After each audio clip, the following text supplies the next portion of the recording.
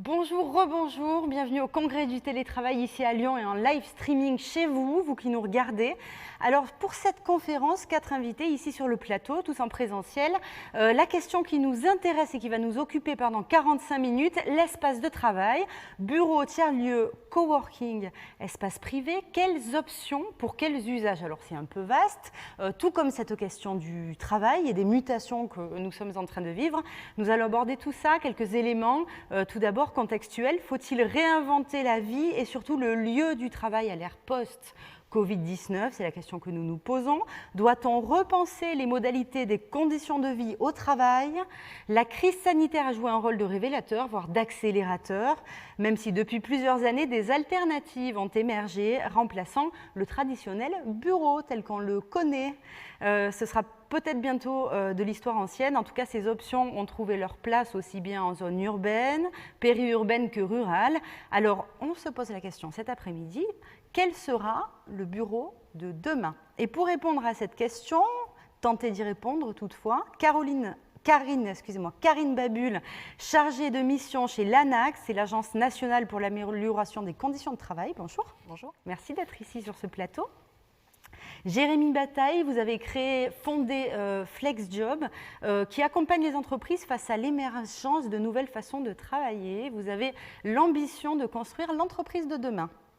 Presque. Ça tombe bien. Presque? Comment ça, presque? Non. C'est une belle ambition. Soyons ambitieux. Voilà. Fanny Martin, vous êtes directrice opérationnelle chez Walter, qui propose des espaces de coworking, et vous êtes représentante de Tech in France, qui rassemble 400 entreprises, start-up, PME et autres. Et Suzanne Rousseau, c'est la deuxième fois que je vous accueille sur ce plateau. Vous êtes directrice immobilier chez Orange, partie Sud-Est, et également représentante de l'ADI, c'est l'association des directeurs immobiliers. Tout à fait, bonjour. Bonjour, ravie de vous recevoir. Alors, Karine Babul, tout d'abord une question sur l'observation de l'amélioration des conditions de travail. Est-ce qu'on a avancé ces dernières années? De quelle manière? On va s'arrêter là, c'est déjà pas mal. Est-ce qu'on a avancé ces dernières années? Alors, est-ce qu'on a avancé? Je ne sais pas, mais en tout cas, on a subi un grand changement, entre 7% de télétravailleurs réguliers occasionnels à 30% de télétravailleurs exceptionnels. Donc aujourd'hui, on est sur une réflexion sur les organisations hybrides, présentielles, distancielles, oui. Les chiffres que vous citez concernent, c'est depuis le premier confinement? Alors en moyenne, 30% de télétravailleurs exceptionnels pendant la crise. Pendant toute la durée de la crise qui a duré 1 an quand même. Tout à fait. C'est ça, d'accord. Tout à fait. D'accord. Et il y a une question aujourd'hui qui est assez intéressante qu'on prête souvent aux collaborateurs aujourd'hui, qui est pourquoi revenir sur site? Pourquoi revenir sur site? Qu'est-ce que je vais faire de plus sur site que je ne peux faire chez moi? Alors elle est très intéressante cette question parce qu'en creux, on sous-entendrait que le domicile serait le lieu pur et parfait. Et que sur site, il n'y aurait qu'un seul usage qui serait des échanges collaboratifs physiques. Or, on peut faire l'hypothèse, selon en tout cas l'analyse des accords que l'on a faite sur l'année 2020, 50 accords télétravail, mais aussi des retours de terrain, que il y ait iniquité de conditions de travail à domicile, que les alternatives ne sont pas toujours présentes, telles que les tiers-lieux, que la question des frais, c'est une question vraiment actuelle. D'ailleurs, il y a peut-être que nous verrons le passe-bureau arriver tout bientôt. Donc, véritable iniquité du point de vue des conditions de travail à domicile. Et puis, il y a un vrai enjeu à ce que les entreprises mettent à disposition une grande diversité de lieux et d'espaces sur site, parce que le télétravail est réversible et qu'il ne peut pas être l'espace silence de l'entreprise, mais qu'il y a d'autres enjeux pour éviter les replis en télétravail, si les conditions de travail ne sont pas... Alors ça, c'est une question sociale. Pour rebondir sur cette question d'inéquité, qui peut, j'invite chacun à prendre la parole. Comment est-ce qu'on répare ça? Vous avez signé des accords, vous vous occupez de mettre peut-être en place des nouveaux espaces de travail. Comment est-ce qu'on essaie de réparer cette inéquité qui, effectivement, frappe et crée encore un peu plus l'écart entre les collaborateurs? Qui prend la parole sur ce sujet? Suzanne Rousseau? Alors du coup, en fait, nous chez Orange, en fait, la vision qu'on a, c'est qu'effectivement, ce télétravail, il peut créer des iniquités, tout simplement parce que tout le monde n'a pas du tout le même domicile. Et donc, on réfléchit aujourd'hui à des options complémentaires aux sites principaux où travaillent nos salariés, pour se dire, il faut peut-être travailler sur des espaces complémentaires au site à domicile, enfin au domicile, non pas complémentaire au site principal, mais plutôt dans une vision, c'est complémentaire au domicile, de façon à avoir des sites de proximité, de télétravail en fait, espace coworking ou corpo-working. Et en fait, on est dans cette réflexion, notamment par rapport à la distance au travail, la distance de transport, alors c'est aussi des questions RSE, et travailler sur cette équité plus forte pour permettre à chacun de trouver le dispositif ou le lieu qui lui convient le mieux. Fanny Martin? Non, Jérémy Bataille. Vas-y Fanny. Allez, je te remercie. Honneur aux dames. Pour rebondir, parce que Suzanne lance la perche, effectivement, nous, c'est notre métier de gérer des espaces. Alors, on dit coworking, bureau flexible, ça va dépendre pour qui. Nous, notre particularité, c'est qu'on crée des bureaux flexibles pour plutôt la PME, TPE, voire la grande entreprise. On ne va pas cibler forcément, il y en a chez nous, hein, mais l'indépendant, le télétravailleur, ceux qui allaient historiquement dans les espaces de coworking. Et ce qu'on voit, du coup, aujourd'hui, on en gère à Lyon, à Bordeaux, bientôt, voilà, du côté de la région parisienne, etc. Mais on en gère aussi du côté de Chambéry. Bourget-le-Lac, vous me disiez. Bourget-du-Lac, exactement. Donc, on reste dans la ville moyenne, ou périurbain même. Et c'est là où on voit les différences, et par rapport à ce que disait Suzanne, dans ce genre d'espace, là, on a beaucoup plus de demandes, effectivement, venant même d'entreprises directement, disant on recherche maintenant des espaces pour nos télétravailleurs. Alors, on en avait déjà avant la crise. En fait, pour nous, c'est juste un accélérateur de choses que l'on voyait avant. Enfin, on ne voit pas de choses vraiment nouvelles. On avait déjà des télétravailleurs chez nous qui ont leur entreprise à Paris, à Lyon, à Grenoble, enfin voilà. Et là, on voit de plus en plus d'équipes qui vont venir en télétravail chez nous, des équipes de 4, 6, 10 personnes. Et on le voit plus en ville moyenne que dans les grandes villes, forcément. Jérémy. Oui, moi j'aimerais revenir sur la notion d'inéquité qui est ressortie. Elle est valable quand les gens n'ont pas le même domicile, évidemment.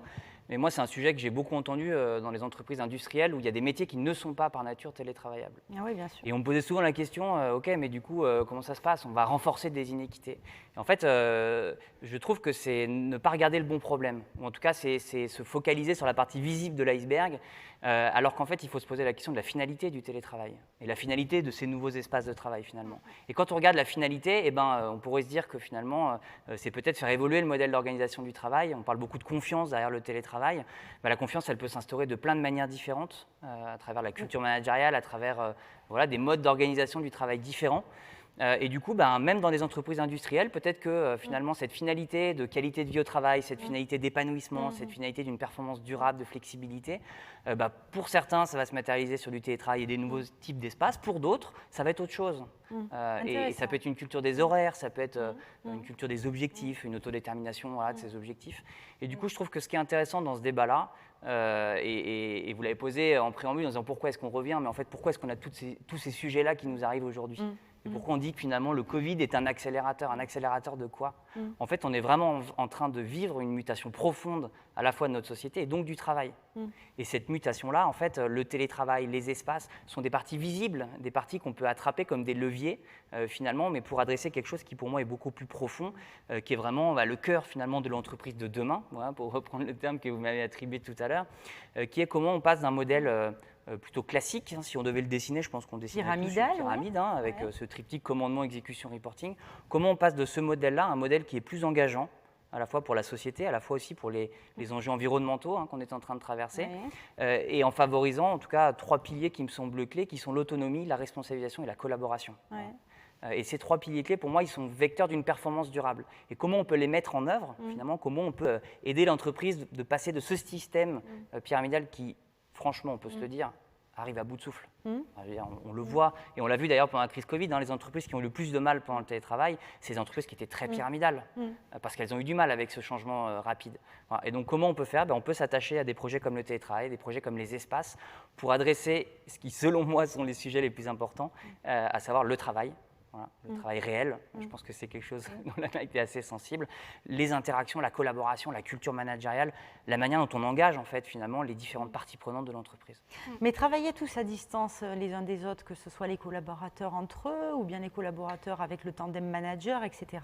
Est-ce que ça favorise une plus grande... est-ce que ça favorise la mutation ? Est-ce que ça permet d'échanger pour pouvoir, parce que se transformer, c'est discuter, c'est connaître les besoins des uns, des autres, savoir comment les uns et les autres vont dans le sens, le sens mutuel. Comment ça peut se concrétiser en étant soit dans des espaces de coworking, soit dans des tiers-lieux où on va finalement créer des liens, mais avec d'autres corps de métier, avec d'autres entreprises, avec d'autres travailleurs, mais pas avec sa propre entreprise, celui qui nous engage pour accomplir des tâches. Alors, pour essayer de répondre... et continuer ce que disait Jérémy, je pense que ce que vous posez comme question, c'est, moi je parle plutôt des espaces, en fait les réponses sont pour moi déjà vont dépendre des entreprises, de la culture de l'entreprise, même à l'échelle d'une équipe, du management. Je ne sais pas ce qui va se transformer et du coup les réponses vont être différentes. Mais du coup, si on parle d'espace derrière, pour moi il y a effectivement une transformation du travail, une réflexion à porter à l'échelle de l'entreprise qui est stratégique.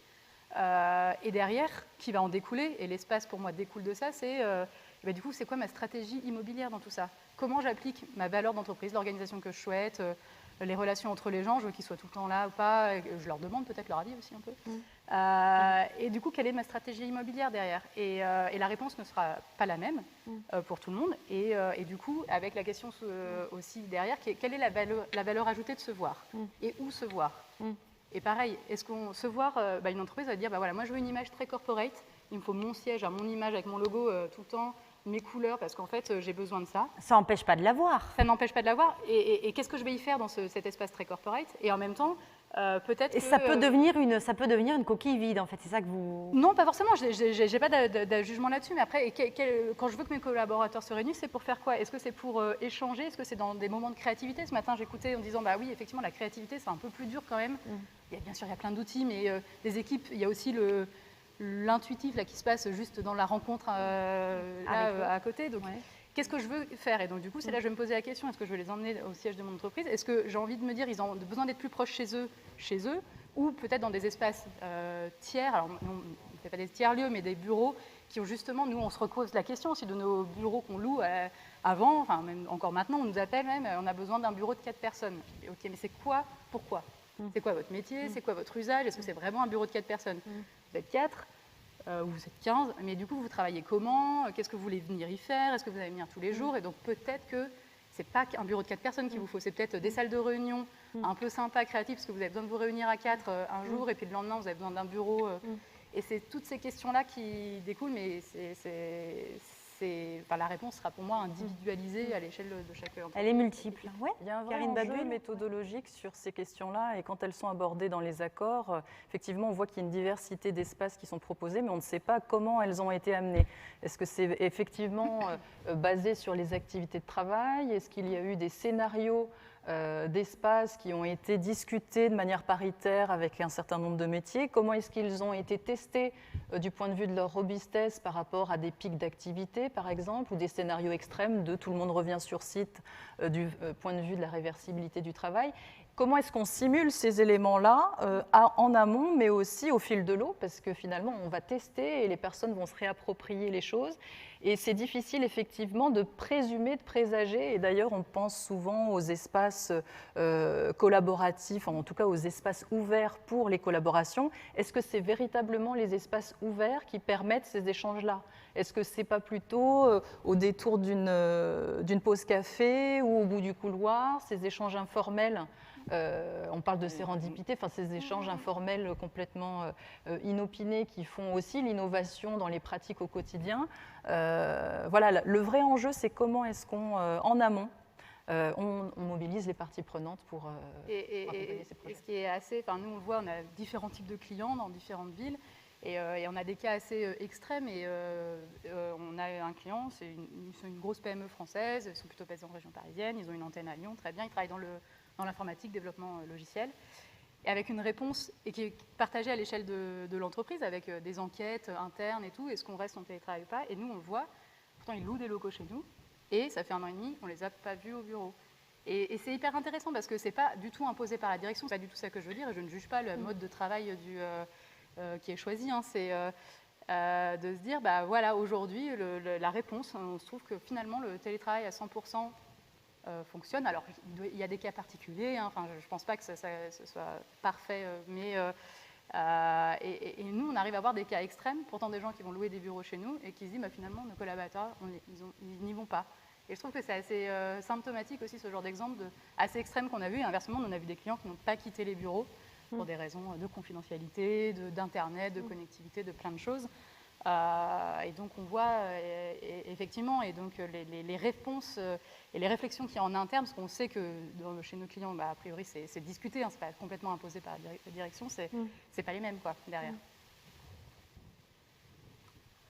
On voit qu'il y a la question du choix, je me permets, hein, excusez-moi, on voit qu'il y a vraiment la question de la diversité des individus. Oui, et alors, avant d'en venir à ça, parce que c'est très bien justement d'évoquer des conditions sociales, hein, parce qu'effectivement, à la maison, il peut y avoir des grosses difficultés. Hein, ça, on peut en parler, on est dans le concret. D'abord, j'aimerais bien qu'on définisse peut-être avec vous, Fanny Martin, quel type d'espaces sont disponibles en fonction de notre secteur d'activité et autres, parce que bureau, tiers-lieu, coworking, espace privé, comment est-ce qu'on définit ces espaces? Qu'est-ce qu'il est, voilà, est-ce que ça fait l'objet d'un point de vue juridique de baux différents, voilà, peut-être les écarts de tarifs et autres. Je vais donner peut-être un point de vue, je ne sais pas si on sera d'accord, mais bon, historiquement, une entreprise, je vais plutôt parler pour le bureau parce que c'est finalement plus ce que je maîtrise, hein, mais historiquement, une entreprise, elle a des salariés, elle choisit d'acheter ou de louer des bureaux. Et quand je dis louer, c'est ses propres bureaux, un bail commercial, on dit quasiment 3-6-9. En général, c'est plus 6-9 minimum d'engagement. Et donc, ça veut dire que pour une entreprise, de s'engager sur cette période-là au minimum. Aujourd'hui, les évolutions depuis des années, hein, ce n'est pas tout récent non plus, on a vu pour des télétravailleurs, des indépendants, naître le coworking. Alors après, on a parlé, donc coworking, c'était plus pour regrouper des gens qui travaillaient beaucoup chez eux, hein, ça se fait depuis longtemps, travailler chez soi. Mais du coup, leur rapporter cet aspect bureau, croiser des collègues. Donc on a voulu déjà, il faut se dire que le coworking, c'était pour faire sortir les gens de chez eux. C'était du télétravail, parce que le télétravail, ça ne veut pas dire travailler chez soi, ça veut juste dire travailler à distance. Ailleurs, oui. Ailleurs. Et donc du coup, des gens, à l'époque, on devait ressortir les gens qui travaillaient chez eux.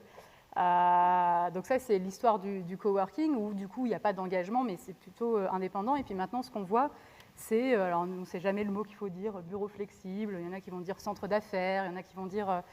ou c'est un mix entre les deux. Ça adresse n'importe quel type d'entreprise.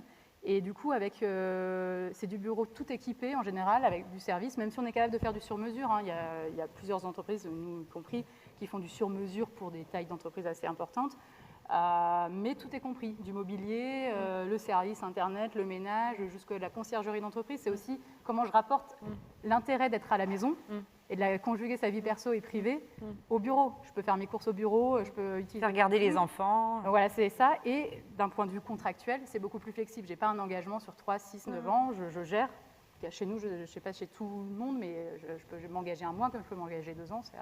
Et donc, je gère derrière potentiellement aussi mon flux de salariés. Si on est 10 un jour et 25 le lendemain, voilà. C'est un peu... Et le mot tiers-lieu, pour moi, mais c'est un avis. Attention, vous avez un petit micro qui est là, évidemment. Ah oui, il faut que j'évite de mettre les mains devant. Pour rester audible. Oui, merci. Le mot tiers-lieu, pour moi, était assez galvaudé. Pour moi, le tiers-lieu, c'est entre sa maison, son travail. Je peux y faire plein de choses. C'est des choses qui foisonnent. Il y a des événements. Je peux boire un café, travailler. Enfin, il se passe plein de choses. Nous, par exemple, on ne dit pas qu'on fait des tiers-lieux. On fait des bureaux. Une nouvelle forme de bureau qui naît depuis quelques années, avec des modalités particulières. Le tiers-lieu, pour moi, c'est encore autre chose. Voilà. Mais on peut y travailler, mais on peut y faire plein d'autres choses pour mon interview. Voilà. Suzanne Rousseau, c'est ce que vous essayez de créer au sein d'Orange, un peu partout. En fait, finalement, si je comprends bien, c'est un petit peu, de mon point de vue, des espaces comme ça de coworking qui peuvent être à disposition via des prestataires, hein, comme peut l'être Fanny Martin chez Walter, que vous essayez, vous, de créer et de mettre à disposition des collaborateurs, des 15 000 collaborateurs qui sont déjà sur site. En fait, vous êtes en train d'essayer de transformer ces sites. En fait, effectivement, vous le pointez du doigt par rapport aux différentes expérimentations qu'on peut faire au sein d'Orange. Mais je voudrais revenir en fait sur cette notion de mutation sur laquelle on est, parce qu'il y a une vraie mutation du travail. Et aujourd'hui, c'est tout simplement les outils digitaux qui sont à notre disposition nous permettent donc de travailler de n'importe où. Et fort de ce constat, en fait, l'idée, c'est de mélanger les différents aspects et d'accompagner à la fois les managers, parce qu'il faut une culture managériale qui accompagne tout ça. Et l'espace est finalement un levier complémentaire qui va permettre, et Karine le disait, de ne pas subir finalement des situations, mais plutôt d'en créer des opportunités, créer des opportunités de rencontre entre des salariés, soit de plusieurs entreprises, soit au sein de la même entreprise de diverses directions. Et donc l'idée, c'est qu'on crée des espaces à disposition en tout genre. Et donc je pense qu'il va falloir se projeter beaucoup plus sur ce fameux usage. Qu'est-ce qu'on vient chercher à chaque fois? Il va y avoir un usage à domicile, un usage dans des espaces partagés au sein de différents membres d'équipe, sans lien d'équipe, avec différentes entreprises, après avec sa propre équipe, où on aura des regroupements à certains endroits, peut-être d'autres lieux pour faire des formations, d'autres lieux pour faire des réunions spécifiques. Et donc, on voit qu'on crée une multiplicité de lieux. Et donc, aujourd'hui, nous, chez Orange, on essaie de travailler ça, je dirais, en test and learn, par petites touches, et toujours en retravaillant par rapport aux analyses métiers des uns et des autres, et en se reposant toujours la question, qu'est-ce qu'on vient faire à quel endroit, pourquoi faire, et dans quel usage. Et donc ça, je dirais aujourd'hui, on a effectivement cette accélération depuis un an où on montre que plein de choses sont possibles en digital, mais qu'il manque certains aspects qu'il faut combler par certains sites physiques. Et donc trouver le juste équilibre. Et le juste équilibre ne sera pas du tout le même en fonction des équipes, en fonction des métiers, voire en fonction des géographies. Parce que je pense que la problématique n'est pas du tout la même dans une grande métropole, dans une ville moyenne ou en ruralité. Et donc aujourd'hui, nous, c'est un peu les trois grandes zones qu'on s'est données en se disant il y a des analyses différentielles à faire en Île-de-France ou dans le Cantal. Alors nous, on a des équipes un peu partout sur toute la France. Et du coup, on essaye effectivement de se dire quel usage à quel endroit et bien sûr le faire matcher avec notre politique immobilière parce que bien sûr derrière il y a quand même une notion de coût qu'il faut avoir en tête. Notre objectif c'est clairement de maintenir voire de réduire clairement la facture immobilière qui est quand même une charge importante de l'entreprise à travers quelque chose de flexible mais qui apporte toujours plus de services et plus de bien-être finalement pour le collaborateur et dans son quotidien. Moi, ce que je trouve intéressant et peut-être les gens qui nous écoutent se disent ok, j'ai plein de solutions à ma disposition, on a expérimenté plein de choses. Waouh, en fait, je prends une vague presque. Comment je vais gérer tout ça en tant que dirigeant, en tant que DRH? Comment je fais en fait? Parce que là, on est en train de parler du quoi, on est en train de se dire qu'il existe plein de types d'usages. Mais comment on fait en fait? C'est une vraie question que moi j'ai tous les jours de la part de nos clients. Comment on appréhende cette complexité énorme, ce phénomène d'accélération? En fait, les choses vont de plus en plus vite. Et donc, comment on arrive finalement, et je rejoins là ce que dit Karine, ce que je trouve génial, et nous, c'est notre métier chez FlexJob, c'est comment engager l'ensemble des parties prenantes dans l'histoire de ces projets, qu'ils soient télétravail à travers les outils, qu'ils soient espace à travers le type de besoin et donc le type d'espace qu'on aura à sa disposition. Et je trouve que la clé, pour moi, elle est autant finalement dans la manière de conduire le projet, la manière dont les dirigeants vont pouvoir se questionner sur leur stratégie immobilière, sur ce qu'ils veulent impulser à travers ces projets, la manière dont les managers vont être engagés pour pouvoir aussi être partie prenante, aussi comprendre l'évolution des postures et des rôles qui leur est demandé à travers la société et dans leur entreprise, et puis l'ensemble des collaborateurs qui peuvent aussi contribuer à ces projets. Est-ce qu'ils ont envie, les collaborateurs, de contribuer à ces projets? Je sais, Suzanne Rousseau, que chez Orange, on propose, on va revenir avec vous, on propose à des collaborateurs de choisir du mobilier. Bon, et vous me disiez, mais enfin quand même, on n'est pas comme à la maison pour choisir du céladon parce qu'on préfère ou du rouge parce que... Et puis il faut se mettre d'accord sur ça aussi, libérer la parole, c'est aussi libérer le nombre de voix, etc. Donc plus de difficultés à trancher, etc. Est-ce que vous observez que les salariés ont envie de s'impliquer dans ce genre de questionnement? Oui. Oui, c'est clair. Si et seulement si la démarche est sincère et authentique. Si c'est pour faire choisir la couleur de la moquette ou les mobiliers ou le type d'outil, quand tout a déjà été choisi et que finalement on essaye de faire avaler une pilule, non, en fait. Là, pour le coup, les gens, ok, ils y vont la première fois, la deuxième fois, ils disent non, mais mon coco, je ne vais pas donner mon temps et mon énergie si je sais que derrière, en fait, tout est déjà décidé. Voilà. Et donc, c'est à quel point est-ce que ces démarches-là aussi, et c'est des démarches qui sont très cadrées, hein, quand on parle d'une démarche participative, ça prend du temps. Il faut cadrer comment on va prendre les décisions, dans quel cadre est-ce que l'on est, qu'est-ce qui fait partie de la démarche et qu'est-ce qui n'en fait pas partie. Et donc, c'est là où on rejoint une stratégie immobilière. Donc, nous, on arrive souvent dans des projets où, par exemple, il a déjà été décidé de s'installer à un endroit avec tel type de lieu. Ça a été décidé. Et maintenant, la démarche participative, c'est quel type de lieu, comment on va construire ce lieu et comment on va y associer la démarche télétravail. Si on télétravaille 1, 2 ou 3 jours, on ne va pas avoir le même type de besoin sur site, très clairement. Et donc, pas le même type de besoin. Comment on construit des espaces qui s'adaptent à ces besoins. J'ai en tête la caisse primaire d'assurance maladie du Rhône, qui mène des projets de manière assez incroyable en termes de démarche participative. On pourrait se dire les caisses de sécurité sociale aussi m'entendent. Voilà, on pourrait se dire ça. Et en fait, en réalité, ils sont très innovants. Et eux, ils mènent une démarche où ils ont vraiment écouté l'ensemble des 200 personnes qui sont concernées par le projet. Les managers ont été engagés dans des phases d'atelier, de réflexion. Et ensuite, ils ont fait une démarche basée sur la sociocratie. Ils ont fait une élection sans candidat. Donc, chaque service a élu sans candidat une personne qui représente finalement leur équipe de manière à co-construire les espaces. Et derrière, c'est cette équipe-là, une équipe un peu d'ambassadeurs, qui va elle-même co-construire en lien avec les équipes l'ensemble des futurs espaces, en lien avec une équipe technique, en lien avec la maîtrise d'œuvre, et qui va derrière pouvoir mener aussi des actions d'accompagnement au changement. Et je trouve que, et en discutant avec le chef de projet, il me dit, mais en fait, c'est génial comme ça libère la parole, en fait. Et comme ça libère les énergies et les gens se sentent engagés. En fait, le projet est un prétexte. Et c'est là où le chemin emprunté est aussi important que l'objectif. Si on recherche la collaboration, pourquoi ne pas faire un projet collaboratif? C'est un moyen de mieux se connaître, en fait, au final. Et puis d'expérimenter des choses. Karine Babul. C'est un vrai sujet, effectivement, si possible en amont. On essaye tant que faire se peut d'être en amont de ces projets-là. Et effectivement, les enjeux ergonomiques ne sont pas toujours au rendez-vous, des enjeux économiques, immobiliers, etc. Donc en amont, mais aussi a posteriori, parce que les espaces peuvent vivre. Mais il y a certains sujets qui sont un petit peu délicats et qui ne peuvent pas nécessairement être émergés dans les échanges. C'est la question... on l'a vu par exemple des différences femmes-hommes. On l'a vu pendant le télétravail exceptionnel. Les femmes moins que les hommes avaient accès à des espaces dédiés sans enfants. Donc la question de l'alternative au tiers-lieu, elle est particulièrement intéressante en télétravail exceptionnel. Et d'ailleurs, petite parenthèse, dans les accords que nous avons étudiés, le télétravail exceptionnel est quasiment pas abordé, donc c'est un vrai sujet, cette configuration bien particulière, parce que le tiers-lieu en télétravail régulier occasionnel très bien, si possible, mais en télétravail exceptionnel, ça nous semble particulièrement important, d'autant plus que, force est de constater que les violences domestiques ont augmenté aussi. Donc ça, c'est des enjeux qui sont un peu sensibles à intégrer aussi. Oui, parce que là, ça a l'air génial. Allez, on va co-construire le travail de demain, donnant notre couleur préférée, disons le nombre de mètres carrés qu'on préfère, misant sur l'équipe qui devient une famille. Mais la réalité aussi, parfois, elle est compliquée à la maison avec un foyer à gérer. On ne peut pas trop se rajouter de travail et ça reste quand même un travail de faire des choix. Oui, alors je me permets, je pense qu'il ne faut pas méprendre une démarche participative, ce n'est pas choisir les mètres carrés. On ne va pas réunir les gens en leur disant combien de mètres carrés on a besoin. Quelqu'un qui ne connaît rien aux espaces immobiliers, il ne saura pas faire.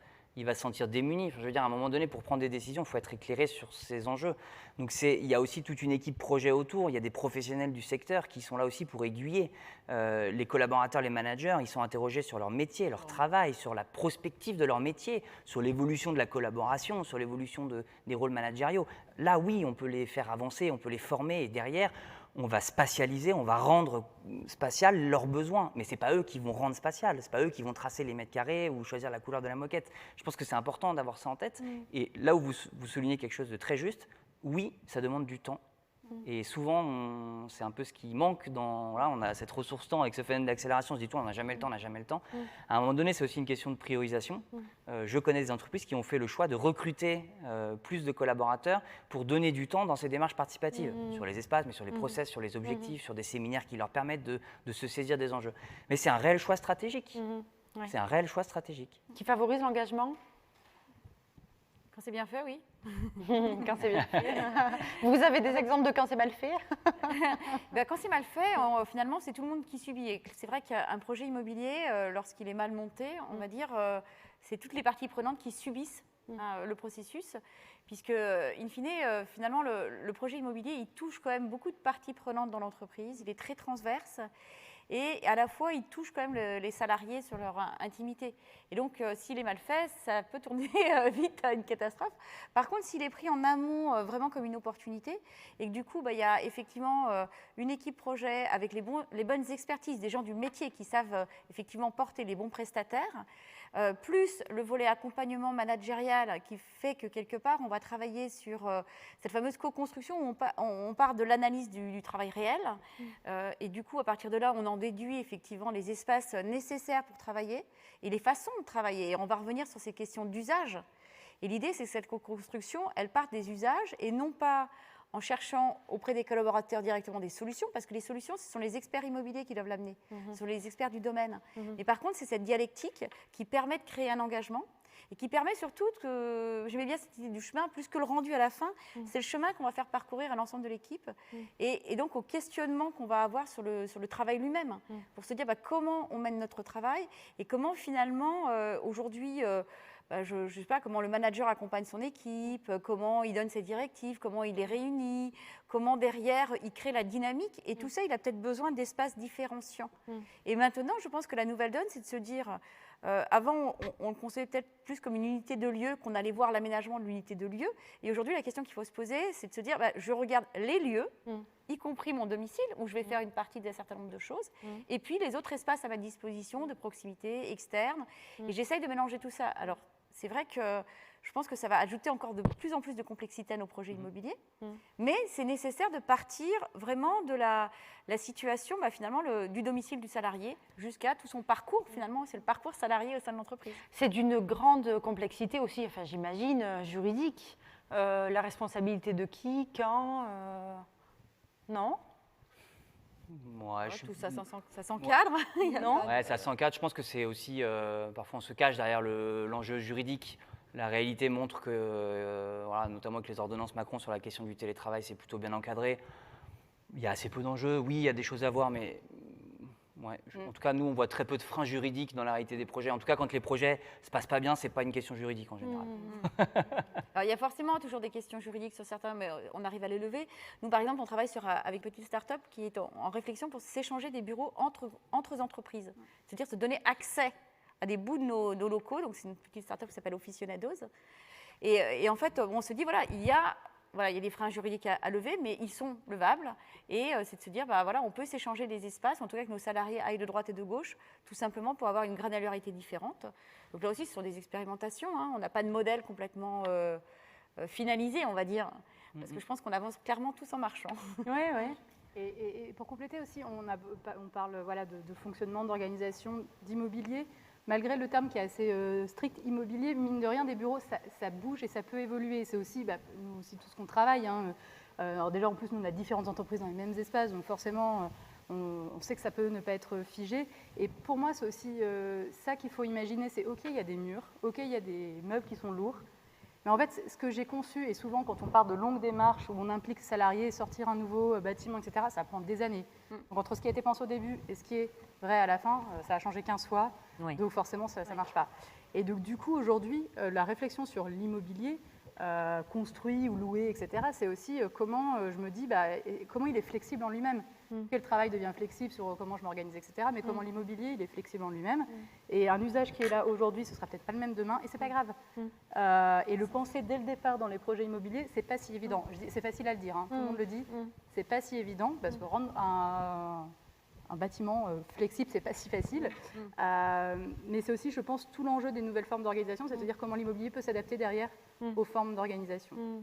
Et peut-être pour compléter, c'est vrai que l'immobilier vient plutôt d'un monde, je discuterai le côté dur, les murs. Exactement, le hard. Et aujourd'hui, maintenant, c'est beaucoup plus effectivement l'introduction de tout ce qui est humain et de cette réflexion de comment fonctionne l'humain au sein de ces espaces et comment l'espace peut être un levier pour l'aider à mieux faire son travail. Parce que finalement, l'espace peut être une contrainte et on va peut-être venir d'une histoire où on rentrait dans l'entreprise classique, théorique, on devait rentrer dans les murs existants. Maintenant, c'est plutôt de se dire, il n'y a pas qu'un seul mur, il y a tout ce qu'il y a autour. Et de nouveau, je pense qu'il faut penser en pluralité des espaces sur l'ensemble des lieux de vie et des lieux de fonctionnement. Moi, ça m'appelle quelque chose d'assez intéressant, et pour reboucler à Karine, pour donner la parole juste après, mais la question de l'appropriation, en fait. On voit souvent les projets immobiliers où il y a une équipe qui est vachement bien constituée jusqu'à l'emménagement.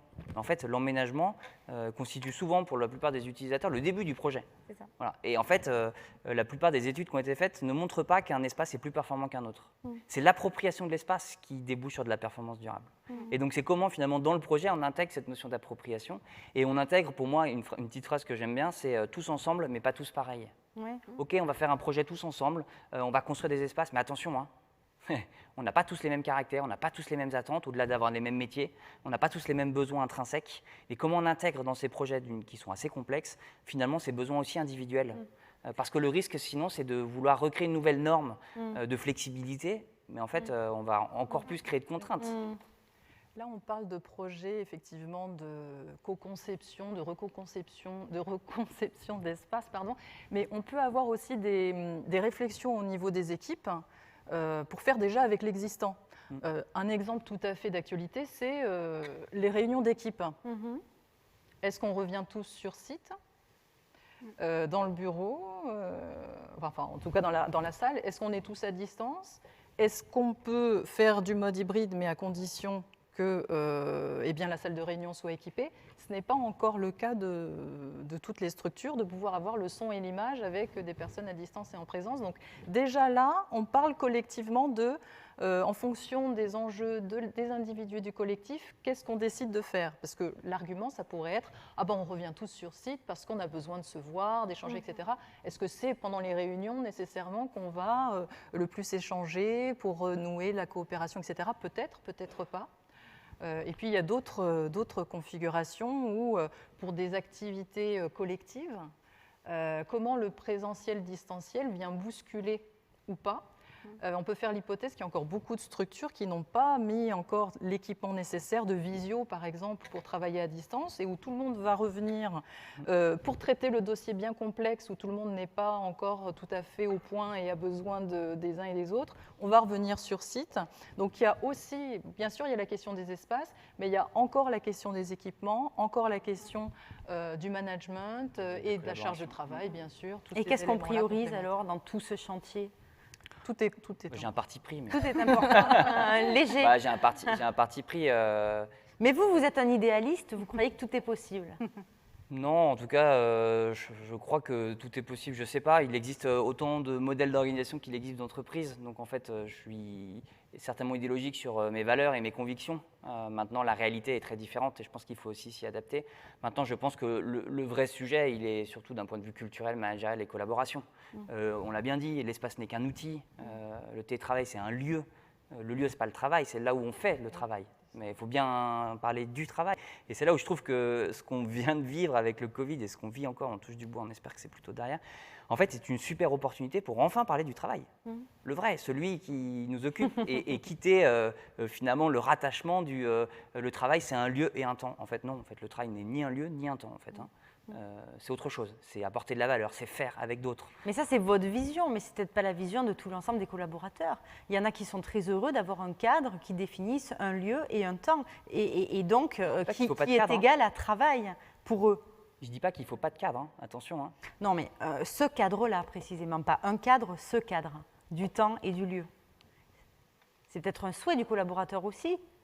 En tout cas, la question, elle est sur la diversité des possibles et le choix. Si effectivement le salarié ne souhaite pas télétravailler à domicile mais préfère son bureau pour mener son activité, c'est quelque chose qu'il devrait pouvoir faire. Choisir. Tout à fait. Et effectivement, les espaces peuvent être une contrainte, une ressource, de manière tout à fait différente selon les collaborateurs. Ça pousse la responsabilisation finalement. En tout cas, ça amène la question de la responsabilisation. Oui, je crois qu'on voit bien en fait qu'il y a des profils de salariés. Au-delà du métier, il y a le profil humain, on va dire. Et que, du coup, il faut permettre d'avoir les différents usages. Et de nouveau, le lieu ou les lieux et les outils digitaux, ils rendent des choses possibles. Et donc, ce sont des leviers de transformation qui doivent être, dont en fait les managers doivent s'approprier pour réussir à effectivement embarquer, à continuer à engager leurs salariés. Et du coup, c'est le croisement et les différentes modalités qu'on va trouver, soit en hybride, certes, soit aussi typiquement tout l'un ou tout l'autre, quand je dis tout physique ou tout en digital. On a prouvé quand même que pendant la période Covid, certaines réunions qui étaient en pur digital pouvaient être très efficaces parce qu'elles sont très opérationnelles, très cadrées, pour faire des processus de validation, des choses comme ça peut très très bien marcher. Il n'y a aucunement nécessité de se déplacer. Par contre, il y a des éléments de plus de brainstorming, des choses comme ça, où on se dit, bon, bah, en physique, c'est plus créatif. Et de nouveau, on se dit là, en hybridation, avec les bons outils, on va créer aussi des choses différentes. Et donc, tous ces outils qui sont en train d'être mis à disposition des managers, il faut travailler aussi sur l'appropriation. On parlait tout à l'heure d'accompagnement sur la conception des lieux, mais c'est aussi sur les outils digitaux. Vous pouvez avoir les meilleurs outils, si les gens ne s'approprient pas l'usage, ça ne fonctionnera pas. Et donc, il faut réussir vraiment à mixer et à refaire en fonction des profils d'équipe. Et de nouveau, le manager de proximité ou les managers feront la différence culturelle. Et on le voit clairement dans nos projets, clairement dans tous les projets qu'on mène nous, au sein d'Orange. On voit tout de suite les managers qui sont prêts à embarquer leurs équipes et qui ont la capacité de le faire par rapport à d'autres qui ne vont nous reproduire que le passé. Et du coup, il y a des métiers qui se développent depuis quelques années, et les nôtres en font partie, mais sur justement l'accompagnement, alors plus aux outils digitaux ou aux lieux. On appelle dans certaines entreprises, ça va être l'office manager, il y en a qui vont parler du happiness manager, bon, chez nous c'est le workplace manager, chacun son outil.